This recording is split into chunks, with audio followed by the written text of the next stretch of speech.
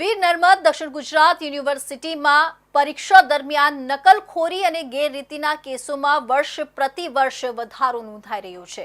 પરીક્ષામાં ચોરી અટકાવવા માટે કડક નિયમો અને તકેદારીઓ હોવા છતાં વિદ્યાર્થીઓ દ્વારા ગેરરીતિના બનાવો સતત વધી રહ્યા છે।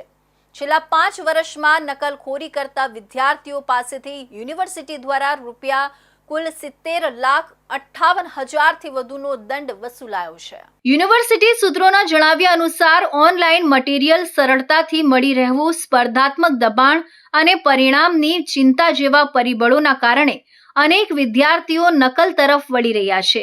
કેટલાક શિક્ષણવિદો વચ્ચે તો એવો સવાલ ઉઠવા માંડ્યો છે કે ગેરરીતિ રોકવાના બદલે આ દંડ હવે યુનિવર્સિટીની આવકનો નવો સ્ત્રોત તો નથી બની રહ્યો। વીએનએસજીયુએ પરીક્ષામાં ગેરરીતિ અટકાવવા કડક પગલાં લીધા છે।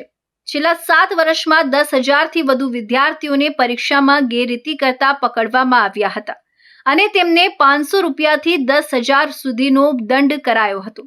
આ પગલામાં કેટલીક પરીક્ષાઓમાં શૂન્ય માર્ક્સ આપવા અને પરિણામો રદ કરવાનું પણ સામેલ હતું। આ પરિણામે વર્ષ 2019 અને 2020 થી 2025 અને 26 સુધી યુનિવર્સિટીની તિજોરીમાં રૂપિયા 70,58,000 નો નોંધપાત્ર વધારો નોંધાયો છે। યુનિવર્સિટીના અધિકારીઓ જણાવે છે કે આ પગલાં માત્ર આર્થિક લાભ માટે નથી, પરંતુ વિદ્યાર્થીઓમાં ઈમાનદારી અને શિસ્ત લાવવા માટેનો મુખ્ય ઉદ્દેશ્ય છે। દંડની વસૂલાતથી પ્રાપ્ત આવકનો ઉપયોગ યુનિવર્સિટી દ્વારા પરીક્ષા વ્યવસ્થા મજબૂત કરવા, નિષ્ઠાવાન વિદ્યાર્થીઓને પ્રોત્સાહન આપવા અને ભવિષ્યમાં ગેરરીતિ ઘટાડવા માટે કરાશે।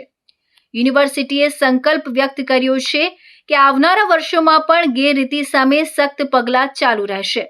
છેલ્લા 7 વર્ષમાં ગેરરીતિ કરતા પકડાયેલા 10,000 થી વધારે વિદ્યાર્થીઓમાં 60% પુરુષ વિદ્યાર્થી છે તો 40% મહિલા વિદ્યાર્થીની છે, જે વાત યુનિવર્સિટીના અધિકારી સૂત્રોએ જણાવી હતી।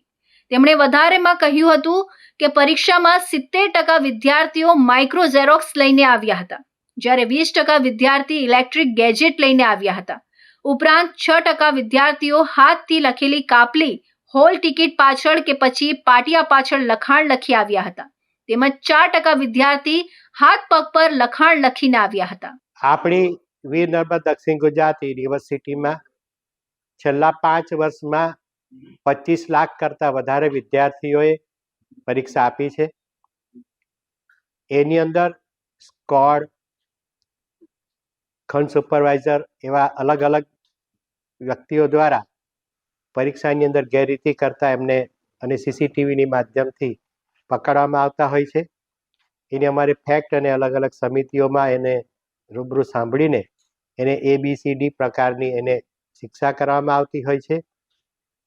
આની અંદર પહેલાં 500 થી 2,000 રૂપિયાનો એને આર્થિક દંડ હતો, પણ Gujarat public university common act આવવાથી એની અંદર લઘુત્તમ 2,000 થી 10,000 રૂપિયા સુધીનો આર્થિક દંડ કરવામાં આવ્યો છે।